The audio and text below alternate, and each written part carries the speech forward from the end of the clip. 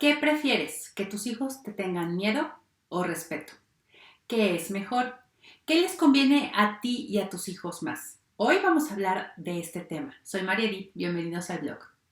Entre libros y entrevistas, este es un tema de que he escuchado hablar mucho y me parece que es muy interesante y muy actual, porque tiene como base, pues primero la forma en la que nos educaron a nosotros, porque es de donde tomamos nosotros el ejemplo para educar a nuestros hijos, y después la forma en la que elegimos educar a nuestros hijos, ya que somos padres el día de hoy.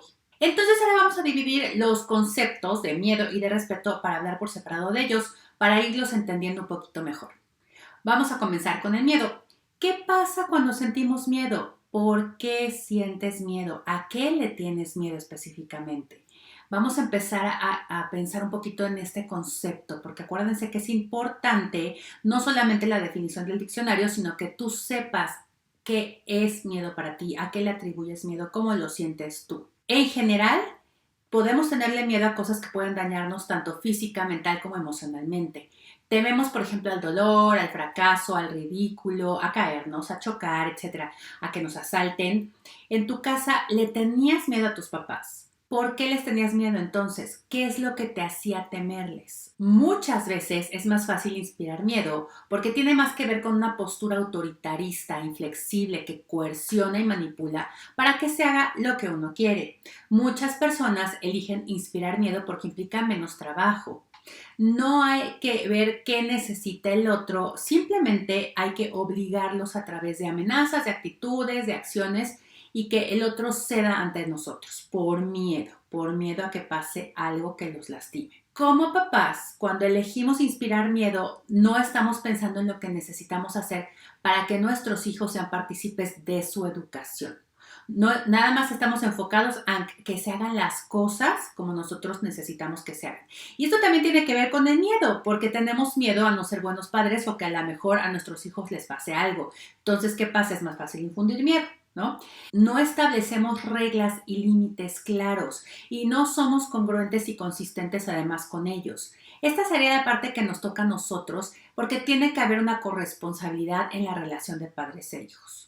Cuando nuestros hijos obedecen por miedo, también hay algo que no nos sirve, vamos, que funciona en nuestra contra. Cuando solamente lo hacen por miedo, no vamos a tener la seguridad de que hayan entendido el beneficio de lo que están haciendo y como resultado desarrollen el autocontrol y la autodeterminación necesarias para que cuando nosotros no estemos sigan eligiendo lo que es mejor para ellos. Muchas veces es cuando caen en conductas irresponsables que los llevan a meterse en problemas porque la figura que inspiraba miedo ya no está. Y es una forma de rebeldía y de querer probar el otro lado y también de no saber cómo funcionan las cosas. Ahora, la otra parte es el respeto. ¿Qué pasa cuando sientes respeto? ¿Cómo te sientes hacia las personas que respetas? ¿Las quieres menos porque las respetas o esto no afecta en nada tus sentimientos hacia ella? ¿Cómo te sientes cuando respetas a alguien? ¿Qué pasa en ti? ¿Cómo se da este respeto? El respeto requiere más trabajo, el respeto se gana, el miedo se impone. El respeto se va construyendo con el tiempo a base de ser íntegros, es decir, los primeros que tenemos que vivir los valores que predicamos somos nosotros. Acuérdense que eso es integridad. Tenemos que guiar con el ejemplo. Después, entonces, ya necesitamos trabajar con lo que es, acuérdense, con la realidad, con lo que nuestros hijos requieren de nosotros, de acuerdo a quiénes son, no a quienes quisiéramos que fueran. Tenemos que trabajar con la realidad de nuestras circunstancias y de nuestro entorno. Ya que tenemos la conciencia de lo anterior, ya que hicimos como estos análisis, esta introspección y nos pusimos a pensar en estos temas, entonces sí podemos pasar a buscar cómo implementar reglas, cómo marcar límites, y cuando lo hagamos tenemos que apegarnos religiosamente a ellos. Parte del trabajo de ganarnos el respeto de los demás, en este caso de nuestros hijos, es la constancia y la congruencia de nuestras acciones con lo que decimos o con lo que pensamos. Creo que hoy en día muchos padres de familia tienen miedo de sentirse mal, de no saber qué hacer con sus hijos. No quieren una relación como la que tuvieron de niños que probablemente percibían como una relación basada en el miedo y no están sabiendo ajustar su estilo de maternidad con la situación particular, con lo que se necesita hoy en día para educar a los hijos.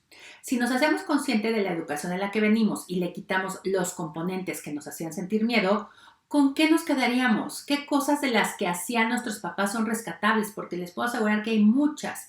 ¿Qué cosas hicieron que agradecemos porque nos hicieron ser quienes somos hoy? Que a lo mejor no nos encantaban, nos incomodaban, etcétera, pero gracias a eso pudimos construir nuestra personalidad, enfrentar retos, ser más resilientes, tener orden, etcétera. ¿Qué cosas puedes rescatar de estas? ¿Cómo las puedes además ahora adaptar a tu realidad? Tenemos que quitarnos de la cabeza que tenemos que ser amigos de nuestros hijos. Nuestros hijos tienen a sus amigos, es una relación distinta que con los de los papás. Lo que necesitan de nosotros es que seamos sus padres. Eso no quiere decir que no pueda haber una relación de cercanía y de confianza y de cariño, que haya como esta interacción con ellos, pero tiene que venir desde asumir nuestro papel como la autoridad en la casa a la que se le respeta. Si no hay una jerarquía, no hay orden y sin orden no hay claridad.